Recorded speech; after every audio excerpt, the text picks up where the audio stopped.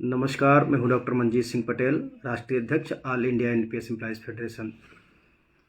दोस्तों, जब भी कुछ एनपीएस, यूपीएस या पेंशन जैसे मुद्दे पर कुछ भी बदलाव आता है तो मैं कोशिश करता हूं कि लाइव आकर के अपने तमाम साथियों को अपडेट दे सकूं कि क्या बदलाव हुआ है, क्या नहीं है और हमारी रणनीति कैसी चल रही है, अगला प्रोग्राम क्या है, कब है। इन सारी चीज़ों को डिस्कस करने के लिए, इन सारी चीज़ों की इन्फॉर्मेशन और अपडेट देने के लिए मैं हमेशा समय समय पर लाइव आता रहता हूं। आज एक बदलाव कह लीजिए, बदलाव तो नहीं है बल्कि ये एक क्लैरिफिकेशन है जो पेंशन मंत्रालय ने दिया है। इसको डिस्कस करने के लिए मैं आपके बीच लाइव हुआ हूं और मेरी आप सभी से अपील है कि इस वीडियो को ज़्यादा से ज़्यादा शेयर कर देंगे तो ज़्यादा लोगों तक ये बात पहुंचेगी, क्योंकि उसके बाद बहुत सारे लोगों के, जब कोई लेटर, भारत सरकार का कोई भी लेटर वायरल होता है तो फिर बहुत सारे लोगों के मैसेज, फ़ोन कॉल्स आते हैं कि इसमें क्या हुआ है बताइए, मतलब तमाम तरह के क्वेश्चंस आते हैं। तो मैं चाहता हूं कि वो पर्सनल क्वेश्चन ना आए बल्कि इस वीडियो के माध्यम से सॉर्ट आउट हो जाए। तो ऐसी कोशिश रहती है हर बार हमारी। और आज एक सुबह सुबह 11-12 बजे भारत सरकार ने एक क्लैरिफिकेशन जारी किया है। डीएस मिश्रा साहब नमस्कार, राजपूत जी नमस्कार, ब्रजेंद्र सिंह जी नमस्कार, आप सभी को नमस्कार। आप सभी से गुजारिश भी है कि एक बार शेयर कर देंगे तो और बेहतर हो जाएगा ये। तो मैं ये कुछ लोगों को शेयर कर देता हूँ ताकि ज़्यादा से ज़्यादा लोगों तक ये बात पहुँच जाए। अशोक शिंदे साहब नमस्कार, बड़ा अच्छा लगा पुणे से आप जुड़े हैं हमारे साथ। हाई एक्सप्लोजिव जो एमुनिशन फैक्ट्री है पुणे में, वहाँ की चुनी हुई यूनियन के प्रेसिडेंट है अशोक शिंदे साहब। पुरुषोत्तम नागर जी, आपको भी नमस्कार, आप सभी को नमस्कार। एक बार गुजारिश है कि एक बार शेयर कर देंगे ताकि मैं इसको जो है ये ज़्यादा से ज़्यादा लोगों तक ये बात पहुंच सके। और मैं इसको 1 मिनट का मतलब कुछ लोगों को हम इसको शेयर कर देंगे ताकि ज़्यादा से ज़्यादा लोग जुड़ जाएंगे इसमें।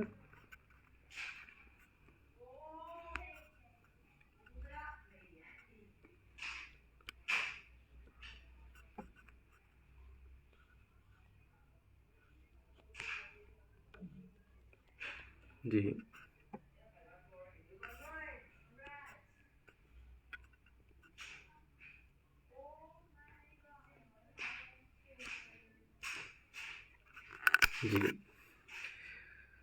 तो आज ये बेसिकली आज का जो क्लैरिफिकेशन है। विजय एरन साहब नमस्कार, एंजल रियो साहब नमस्कार, जहीर यूनुस जी, अब्दुल राशिद जी, अचिंत्य मोहन, बड़ा अच्छा लगा आपको देख करके यहाँ पर आप जुड़े हैं।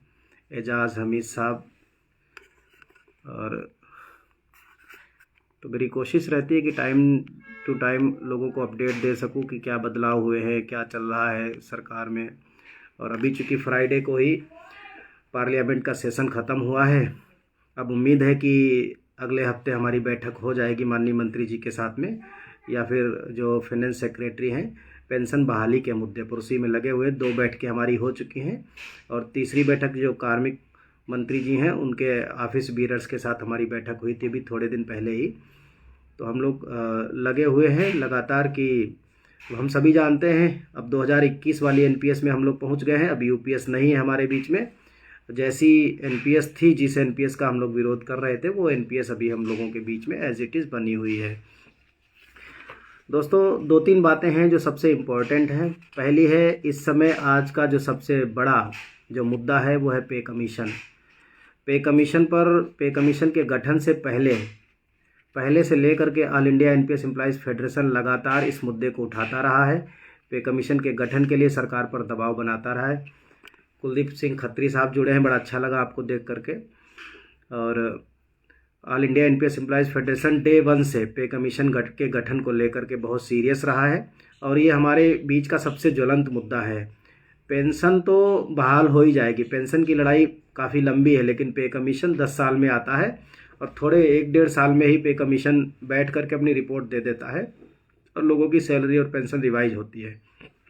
वहाँ हम लोगों को ठीक तरह से अपना रिप्रेजेंटेशन रखने की ज़रूरत है, ठीक तरह से अपनी बातचीत को पहुँचाने की ज़रूरत है, क्योंकि पे कमीशन में ऑलमोस्ट कर्मचारियों के सभी मुद्दों को रिजॉल्व किया जाता है। वो चाहे ट्रांसफ़र पॉलिसी हो, मेडिकल पॉलिसी हो, इंश्योरेंस पॉलिसी हो, कैजुअल लीव हो, अर्नड लीव हो, मेडिकल लीव हो, या फिर हाफ पे लीव हो, या जितने भी एक्स्ट्रा ऑर्डिनरी लीव हो, CCL हो, चाइल्ड केयर लीव हो, पैटर्निटी लीव हो, बहुत सारी तरह की समस्याएं जो हैं, इन सभी चीज़ों को जो टैकल करता है वो पे कमीशन करता है। तो पे कमीशन हमारे समय का सबसे महत्वपूर्ण मुद्दा है आज की डेट का।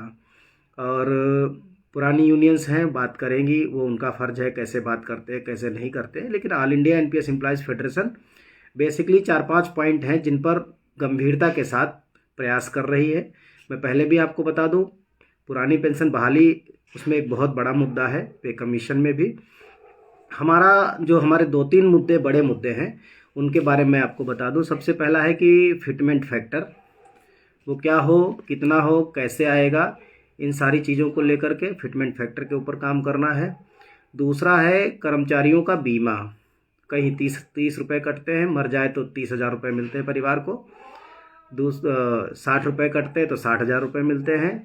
120 रुपये जिनके कटते हैं उनको 1,20,000 मिलते हैं। और हकीकत यह है कि अगर आज की डेट में किसी कर्मचारी की मौत हो जाए तो 1,20,000 रुपये में उसकी बॉडी घर तक नहीं पहुंचेगी। अंतिम संस्कार तो बहुत बड़ी बात है, वो तो पॉसिबल ही नहीं है उस पैसे में।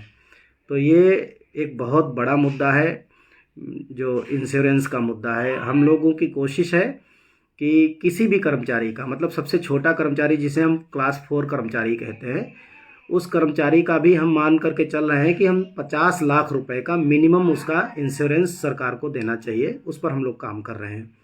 50 लाख, 1 करोड़, 1.5 करोड़, इस तरह से हम बीमा को प्लान कर रहे हैं। अगर आपके पास कोई सुझाव हो, प्रॉपर हमें लिख करके भेजिएगा। उन सुझावों को वो हम जरूर पढ़ेंगे, स्टडी करेंगे। अगर हमें ठीक लगेगा तो उन सुझावों को हम इंडोर्स करेंगे और पे कमीशन में जब भी बैठक होगी तो वहाँ पर हम रखेंगे। जी, आप सभी साथियों से रिक्वेस्ट है कि एक बार शेयर जरूर कर देंगे। क्रांति सिंह जी जुड़ गए, धीरेन्द्र सिंह साहब, DS अस्थाना साहब, आप सभी को नमस्कार। तरुण भोला जी भी जुड़ गए हैं। राजेश प्रसाद जी नमस्कार, पैरामिलिट्री फोर्सेस से। हाँ बिल्कुल, आप बिल्कुल रखिएगा। अभी आप लोगों के सवाल भी लूँगा। आज का जो सेशन है, आज जो रखा हुआ है हमने, बेसिकली इसको कि आज हमारे बीच एक क्लैरिफिकेशन आया है, उसको शेयर करने के लिए आया हूँ, डिस्कस करने के लिए। तो पे कमीशन में दूसरा जो मुद्दा है वो CGHS स्कीम का है, सेंट्रल गवर्नमेंट हेल्थ स्कीम। और हमारा ये मानना है कि पूरे देश में, चाहे वो government employee, pure government employee हों, स्टेट गवर्नमेंट एम्प्लॉई हों, ऑटोनोमस बोर्ड के एम्प्लॉयज़ हों, PSUs के एम्प्लॉयज़ हों, या फिर सेमी गवर्नमेंट हैं, जो जैसे तमाम ऐसे कारपोरेटाइज्ड सेक्टर हैं वहाँ भी हों, तो सभी को बेहतर मेडिकल फैसिलिटीज़ मिलनी चाहिए, एक जैसी मिलनी चाहिए। इस पर हम लोग कटिबद्ध है, इसके लिए हम काम कर रहे हैं। ऐसा ना हो कि उत्तर प्रदेश का प्राथमिक जो टीचर है, प्राइमरी का टीचर है, उसको मेडिकल फैसिलिटी नहीं मिलती है उसको भी मेडिकल फैसिलिटी मिले। जो एडेड कॉलेजेस के जो टीचर्स हैं या जो स्टाफ हैं उनको भी CGHS के समान जो उनका स्टेट गवर्नमेंट का हेल्थ स्कीम है वो उनको मिले। इस पर हम लोग काम कर रहे हैं। और ये तो हो गया मेडिकल पॉलिसी। फिर वो इस जगह हैं जहाँ पर हॉस्पिटलाइजेशन की या मेडिकल फैसिलिटीज़ अवेलेबल नहीं है। जैसे रिमोट एरियाज़ में कोई नौकरी करता है तो वहाँ हॉस्पिटल्स की फैसिलिटी नहीं है, तो उनको फिक्स मेडिकल अलाउंस मिलता है। आज की डेट में 1,000 रुपये मिलता है पेंशनर्स को और वर्किंग एम्प्लॉयज़ को। तो 1,000 रुपये से क्या ही कोई ट्रीटमेंट कराएगा, ये बहुत बड़ा मुद्दा है। तो वो फिक्स मेडिकल अलाउंस भी हमारा एक बहुत बड़ा मुद्दा है कि उसको हम रिजॉल्व कराएं और सभी को एक जैसी सुविधाएं मिलें। चौथा जो हमारा मुद्दा है वो है कि जैसे सपोज दैट सेंट्रल पे कमीशन की जो भी संस्था, कॉल आ गई थी उस वजह से ऐसी प्रॉब्लम हुई थोड़ा सा।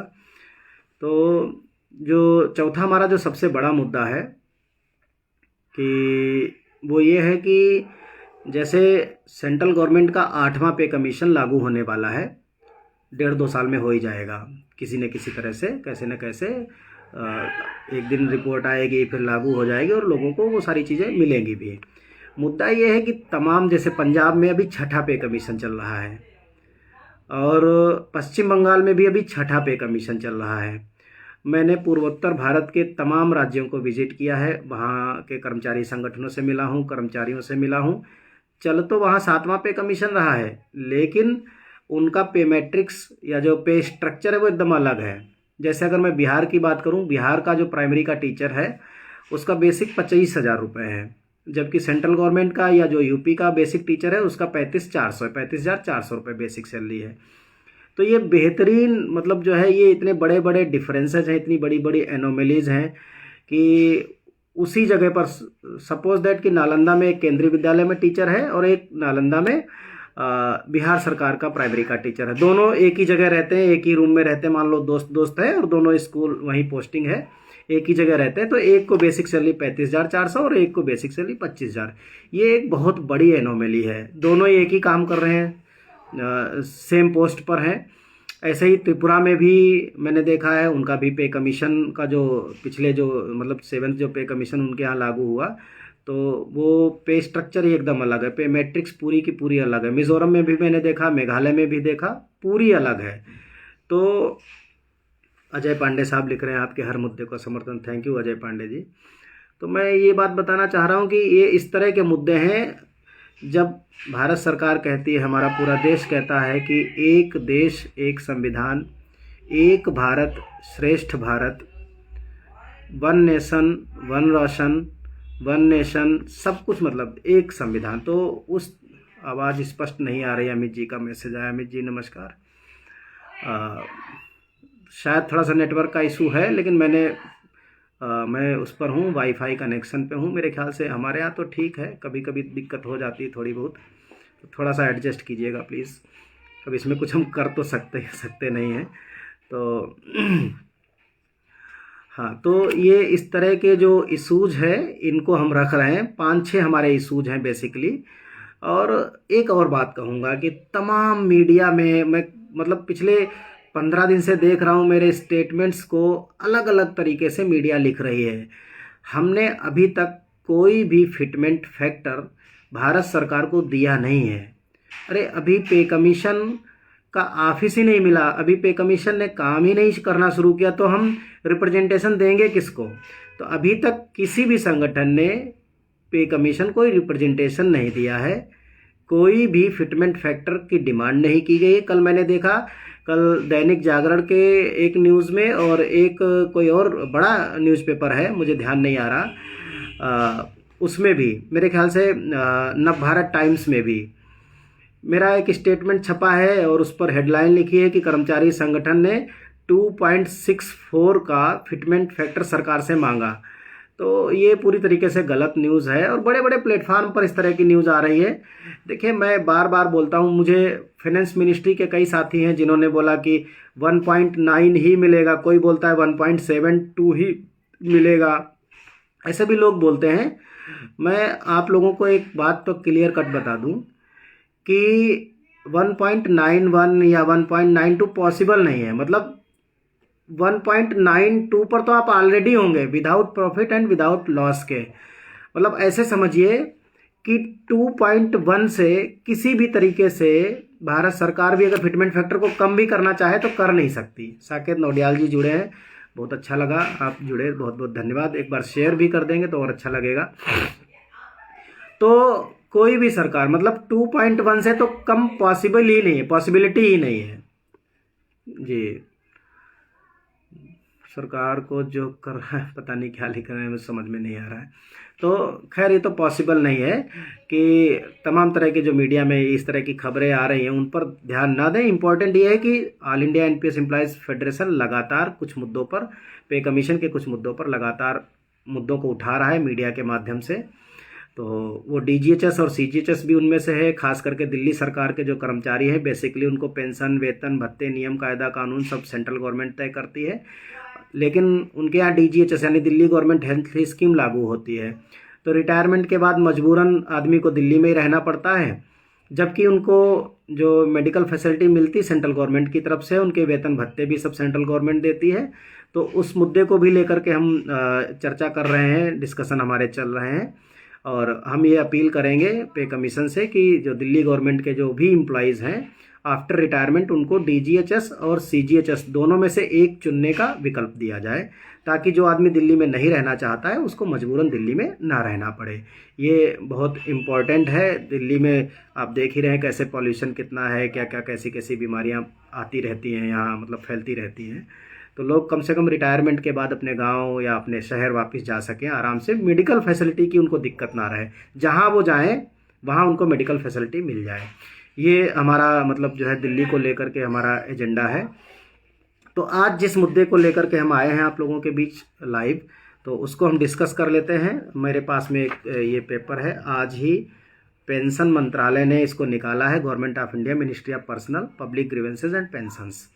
तो जो DOPPW डिपार्टमेंट है उसने इस लेटर को निकाला है, और ये है clarification on limitation on amount of gratuity under the national pension system on drawing separate gratuity for military services regarding. मतलब ये हुआ कि ये उनके लिए बेसिकली है जो मिलिट्री सर्विसेज के एम्प्लॉयज़ हैं, या जिन्होंने मिलिट्री सर्विसेज की हैं और उसके बाद वो किसी दूसरी नौकरी में चले गए, या किसी दूसरी नौकरी में थे, मतलब सेंट्रल सिविल सर्विसेज एम्प्लॉयज़ थे और उसके बाद मिलिट्री की सर्विसेज में आ गए। ये बेसिकली उनको इंडोर्स करता है, उनके लिए क्लैरिफिकेशन आया है।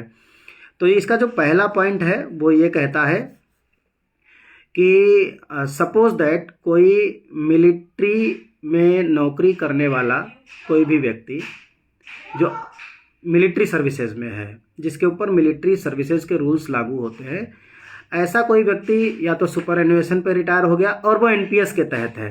समझिएगा पहला पॉइंट, कोई मिलिट्री सर्विसेज में काम करने वाला एनपीएस कर्मचारी अगर सुपरएनुएट कर गया है यानी रिटायर हो गया है, या फिर उसे कंपलसरी रिटायरमेंट दे दिया गया है, या फिर उसे डिसमिस कर दिया गया है, या फिर उसे रिमूव कर दिया गया है, और या फिर एक और है उसमें टर्म की कंपेशनेट, उसको जो है मतलब जो है बाद में क्या हुआ, रिटायर होने के बाद या कंपलसरी रिटायर होने के बाद या डिसमिस होने के बाद उसको री एम्प्लॉयमेंट कर दिया गया वहाँ पे।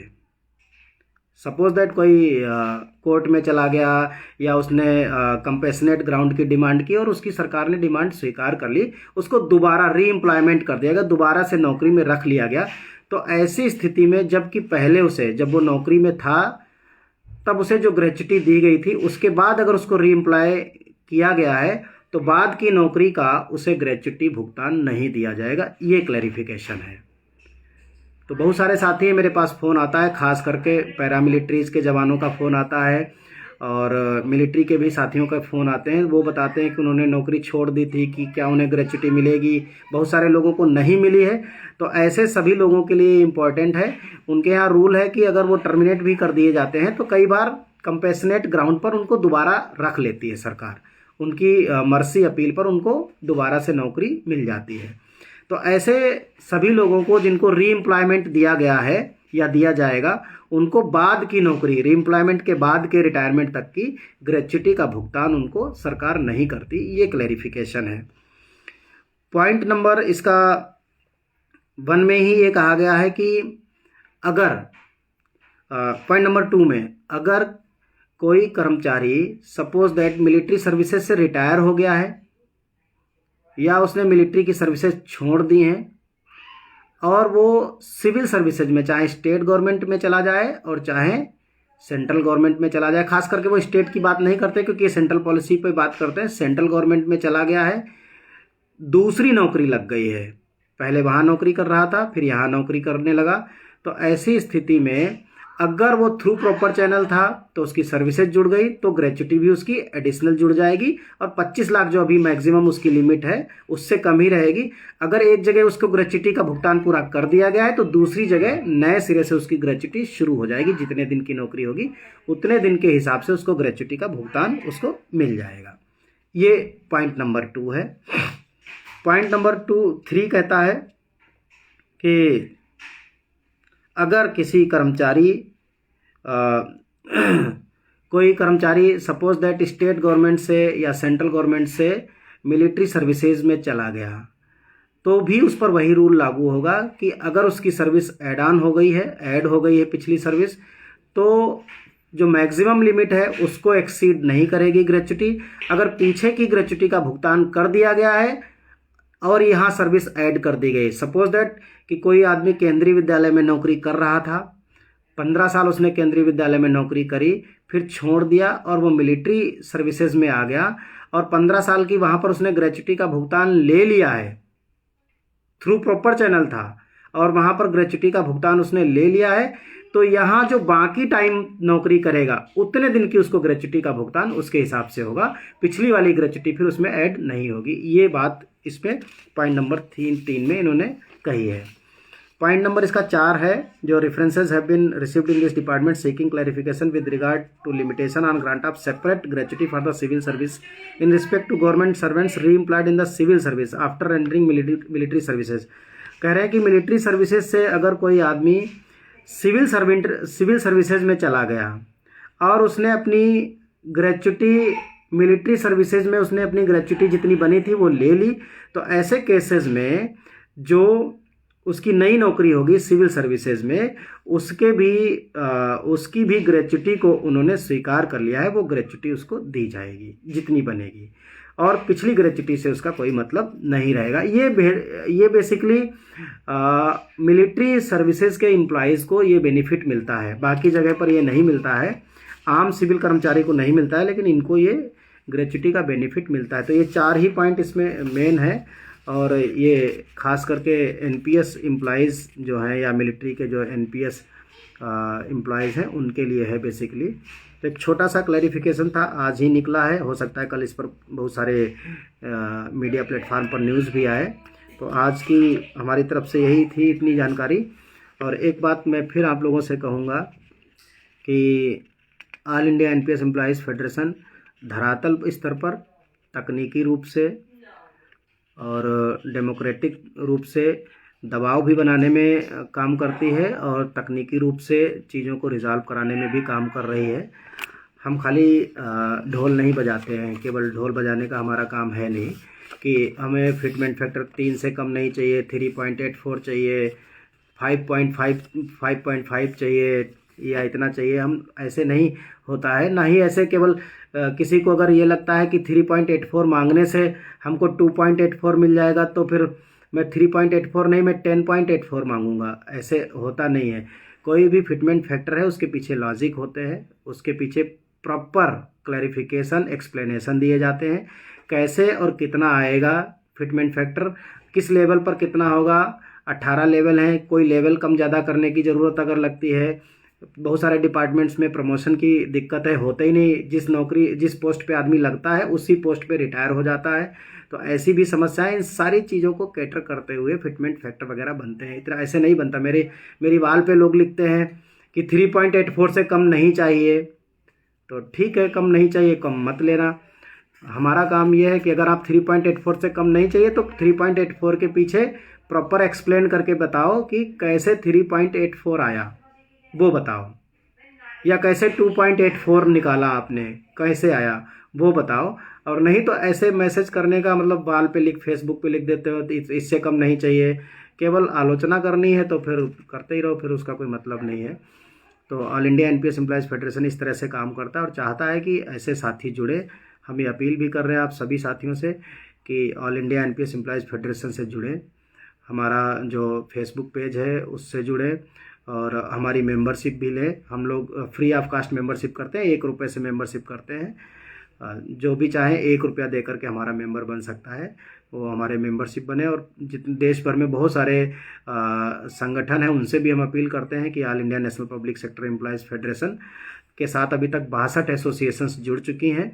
हम मिलजुल करके काम करते हैं, खास करके स्टेट गवर्नमेंट एम्प्लॉयज़ के जो एसोसिएशन हैं उनसे मैं अपील करूँगा कि हमारा फेडरेशन पहला ऐसा फेडरेशन है जो सेंट्रल पे कमीशन के साथ वार्ता करने में, आपके भी मुद्दे को वहाँ तक पहुँचाने में न केवल सहयोगी होगा बल्कि सक्षम है वहाँ तक पहुँचाने के लिए। तो हम चाहेंगे जितनी एसोसिएशंस हमसे जुड़ेंगे उतने हम लोग मजबूत भी होंगे और उतना बेहतर तरीके से सरकार के पास हमारी बात जाएगी। बहुत बहुत धन्यवाद। पटेल मधु बहन, आपका भी बहुत बहुत स्वागत है। बहुत सारे लोग जुड़े, सुधीर रूप जी भी, तरुणा शर्मा जी, आप सभी को बहुत बहुत धन्यवाद। जनक सिंह रावत जी, बहुत सारे लोगों को मैं नहीं देख पाया हूँ, लेकिन जितने भी साथी जुड़े हैं आप सभी को बहुत बहुत धन्यवाद। और एक बार बिलेटेड मेरी क्रिसमस, बिलेटेड तुलसी पूजन की बहुत बहुत शुभकामनाएं, और आने वाले नव वर्ष की बहुत बहुत शुभकामनाएं। सभी के लिए नया साल बहुत बहुत शुभ साबित हो, बहुत बहुत मंगलकारी हो, खूब तरक्की करें और स्वस्थ रहें, निरोग रहें।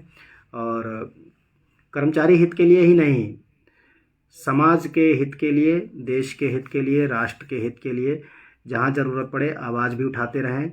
जहाँ जैसे बन पाए अपनी बात कहें, अन्याय के प्रति ज़रूर आवाज़ उठाएं, अन्याय को देख करके चुप बिल्कुल भी ना रहें। और इन्हीं शब्दों के साथ मैं आप सभी से विदा लेता हूँ। बहुत बहुत धन्यवाद। जय हिंद, जय भारत। अगर किसी साथी का कोई क्वेश्चन हो तो मैं ले लेता हूँ। सतपाल सिंह जी, भविष्य में पैरामिलिट्री फोर्स जवानों की ओपीएस बहाल हो सकती है? बिल्कुल हो सकती है, हमें पूरा भरोसा है। पैरामिलिट्रीज़ के लिए पुरानी पेंशन हूबहू बहाल हो सकती है। और कोई क्वेश्चन है? 2 जनवरी 2026 को आज़ाद अध्यापक शिक्षक संगठन के सम्मेलन, स्वागत है भोपाल के लिए अभी तक मेरे पास क्लैरिफिकेशन नहीं आया है, लेकिन 2 जनवरी को भोपाल में हमारा आज़ाद अध्यापक शिक्षक संघ का कार्यक्रम सफल हो, उसके लिए बहुत बहुत शुभकामनाएं। और मुझे भरोसा है कि आज़ाद अध्यापक शिक्षक संघ मध्य प्रदेश के सभी शिक्षकों के लिए वरिष्ठता से पुरानी पेंशन बहाली का भी जो है एक तोहफा लेकर के पेश होगा। नए साल में लोगों को वरिष्ठता बहाली मिलेगी, इसके लिए भी शुभकामनाएं। संतोष प्रजापति जी धन्यवाद। कृष्ण गोपाल जी, साची पाठक भारद्वाज जी, थैंक यू सो मच। अगर कोई सवाल हो तो मैं ले लेता हूं। कोई साथी अगर किसी का क्वेश्चन हो तो मैं देख लेता हूं। मैं ऊपर के कमेंट्स भी देख लेता हूं अगर कोई सवाल हो तो, नहीं तो फिर इसको हम सम अप करेंगे। हाँ ट्रविन, 2.1 से ऊपर ही मिलना चाहिए।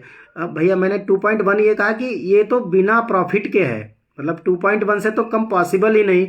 मेरे पास बहुत सारे लोग दलील देते हैं, फिनेंस मिनिस्ट्री के लोग, कि 1.9 से ऊपर नहीं जाएगा, 1.7 से ऊपर नहीं जाएगा। तो उनको बताने के लिए है कि भैया 2.1 तो ड्यू होगा, मतलब नो प्रॉफिट नो लॉस पे होंगे आप। मैं इसको एग्जाम्पल से समझा देता हूँ आज, मैं इसको ध्यान से सुनिएगा अगर आप लोग तो समझ जाएंगे। सपोज दैट कोई आज कर्मचारी है और पे कमीशन को, जैसा कि सरकार कह रही है, पे कमीशन को आने में अभी कम से कम 1.5 साल और 1.5 से 2 साल लगेगा ही लगेगा। तो यानी कि 2 साल के बाद आप होंगे 1 जनवरी 2028 में। 1 जनवरी 2028 में, यानी जो आज आपकी जो सैलरी है, सपोज दैट अगर मेरी 76,500 बेसिक सैलरी है तो हम 83,100 पर होंगे।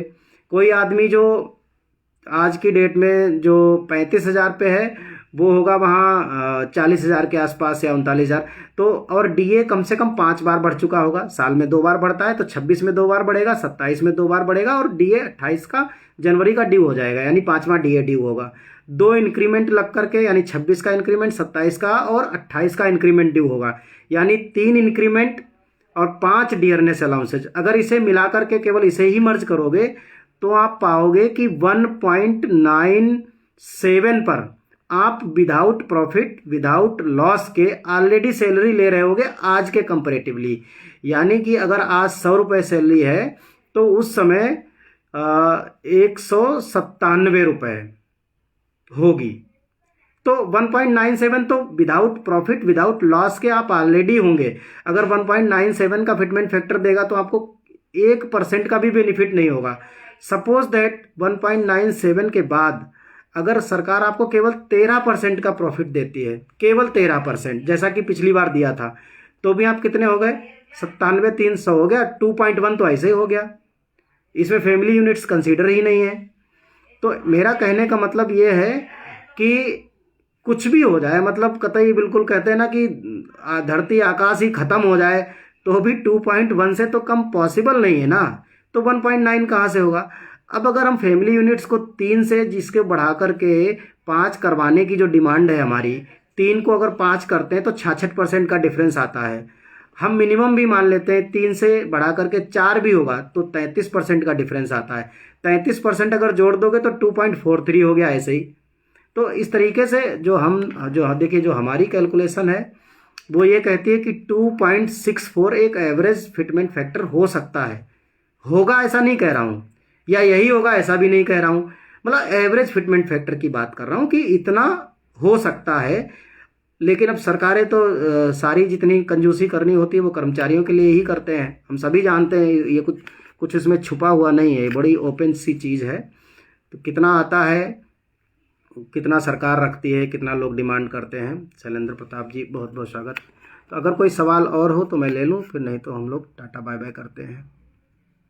2 जनवरी 2, अच्छा ये तो मैंने मैसेज देख लिया है जी, ठीक है, थैंक यू। अब मुझे कोई सवाल नहीं दिख रहा है। हम पैरामिलिट्री सीआरपीएफ में हैं। वर्तमान में हमारी 15 वर्ष की नौकरी हो चुकी है। हम अपनी 20 वर्ष की नौकरी पूरी करने के बाद स्वैच्छिक सेवानिवृत्ति लेंगे, तो हमको क्या एनपीएस यूज करना चाहिए, फिर यूपीएस का ऑप्शन? देखो, अगर यूपीएस में जाओगे तो 20 साल में 40% पेंशन तो मिलेगी ओपीएस की तरह, लेकिन वहाँ आपका जो कंट्रीब्यूशन है उसका केवल 20% वापस मिलेगा। और पेंशन वॉलंटरी रिटायरमेंट लेने वाले दिन से नहीं शुरू होगी, ये दिक्कत है यूपीएस में। एनपीएस में ये दिक्कत है कि 20 साल में आपका पास कंट्रीब्यूशन कुछ कॉर्पस कुछ खास होगा नहीं, कॉर्पस बहुत कम होगा तो पेंशन बहुत कम मिलेगी। तो अभी तो मैं यही कहूँगा कि अभी वॉलंटरी रिटायरमेंट के बारे में तब तक ना सोचें जब तक कि वॉलंटरी रिटायरमेंट के दिन से पेंशन देने का प्रावधान ना हो जाए। अमित ठाकुर जी, क्या सुप्रीम कोर्ट ने इस पैरामिलिट्री के लिए ओपीएस नहीं, ऐसा अभी कुछ नहीं हुआ है। ये न्यूज़ अगर चल रही तो वो गलत है। विष्णुकांत मिश्रा जी लिख रहे हैं आप ही ओपीएस बहाल करा सकते हैं। नहीं नहीं, हम ही नहीं, ओपीएस में बार बार बोलता हूँ कि ओपीएस कैसे बहाल होगी, उस पर मैं बहुत बार अपनी बात रख चुका हूँ कि ओपीएस बहाली के 2 रास्ते हैं। पहला है एनपीएस को स्क्रैप करके, जो लगभग नामुमकिन के जैसा है, क्योंकि 16 लाख करोड़ रुपए ऑलरेडी जमा हो चुके हैं मार्केट में। अगर एनपीएस को स्क्रैप किया तो वो 16 लाख करोड़ हमारे मतलब डूब नहीं जाएंगे तो वो घट जाएंगे। वो 16 लाख करोड़ से घट करके 5-7 लाख 8 लाख करोड़ रह जाएंगे। तो उस स्थिति में जिसका जितना पैसा उसका आधा रह जाएगा। ये टेक्निकली एक प्रॉब्लम है, तो वो रास्ता कठिन है। इसलिए मैं मान के चलता हूँ कि एनपीएस को स्क्रैप करके नहीं, एनपीएस को अमेंड करके ओपीएस बहाल हो सकती है।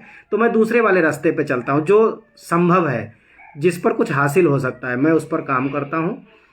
तो वो मैं कहता हूँ कि उसमें पॉसिबिलिटीज़ हैं और उससे 99% पुरानी पेंशन बहाल की जा सकती है।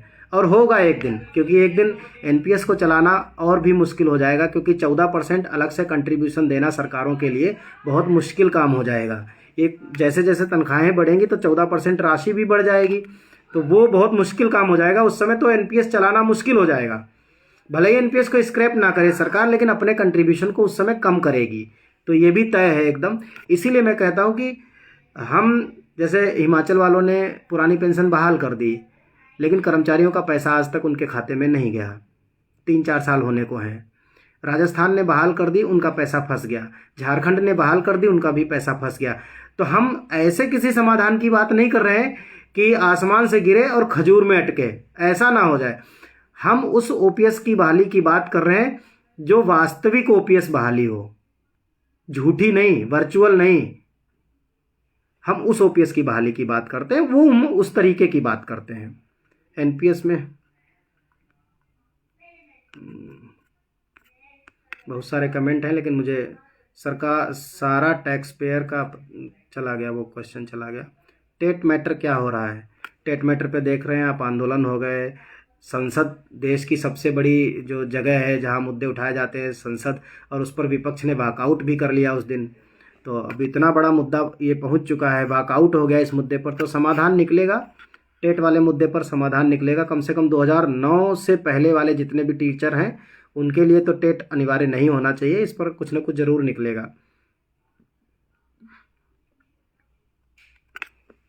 जब केंद्र सरकार वो बहाल करेगी तभी राज्य सरकार बहाल, नहीं, ऐसा नहीं है कि जब केंद्र सरकार बहाल करेगी तो ही होगा, ऐसा नहीं है।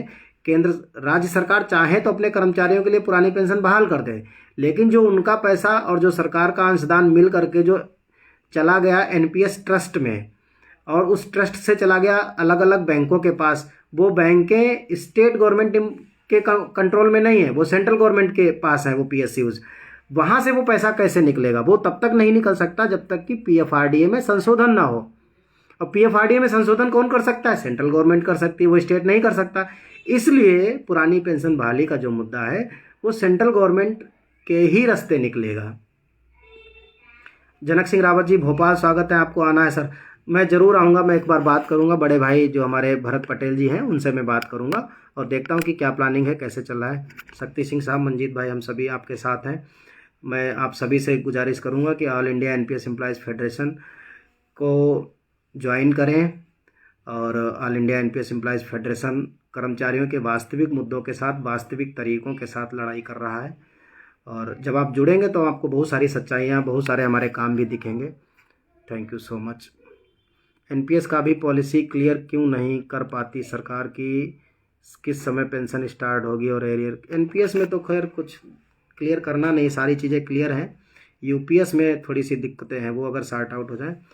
मंजीत सर, आप यूपीएस में ही 50% पेंशन और कटा हुआ फंड, देखो भैया 50% पेंशन हो चुकी है, कटा हुआ फंड केवल 20% मिल रहा है। आप चाहो तो सारा ले लो, अगर सारा ले लोगे तो आपकी पेंशन 50 से घट के 30% रह जाएगी। ये प्रॉब्लम है, यानी हमारी 20% पेंशन सरकार हड़प रही है।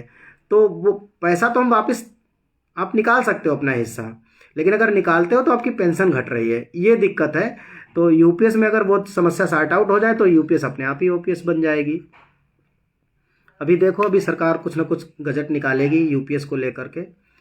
और सर, जिस टीचर्स के सर्विस रूल में बीएड क्वालिफिकेशन में प्रिस्क्राइब नहीं है, क्या उन पर भी टेट लागू होगा? अभी तक तो ऐसे ही है रोहित जी। कितनी सर्विस हुई है और कितनी बाकी है अभी? अच्छा, किसी के क्वेश्चन के, बिल्कुल अभी यूपीएस में कोई फ़ायदा नहीं है, कोई मतलब नहीं। किसी को वॉलंटरी रिटायरमेंट लेना पड़े तो कैसे यूपीएस में गुजारा करेगा? कोई और सवाल हो तो 1 मिनट में मैं ले लेता हूँ। 1 मिनट, कोई सवाल अगर आप लिखेंगे। देवेंद्र उपाध्याय जी ने कुछ लिखा है, दिख नहीं रहा है मुझे कि क्या लिखा है। स्लो कनेक्शन आने की वजह। सीएपीएफ को सिविल एम्प्लॉय की तरह बताना कितना सही है? नहीं, सीएपीएफ भारतीय संघ के सशस्त्र सीमा बल हैं, सिविल एम्प्लॉयज़ नहीं है। सिविल एम्प्लॉयज़ नहीं है, पैरामिलिट्री है। वो मिलिट्री है, ये पैरामिलिट्री है, बस इतना अंतर है। सर, आप हैं तो हौसला मिलता है। Thank you so much, thank you so much. सारे क्वेश्चन मैंने देख लिए हैं, बहुत बहुत धन्यवाद। और जितना शेयर कर सकते हैं शेयर ज़रूर कर दीजिए, अपनी अपनी वाल पर तो कम से कम ज़रूर शेयर कर दीजिए। Thank you so much. जय हिंद, जय भारत, जय संविधान।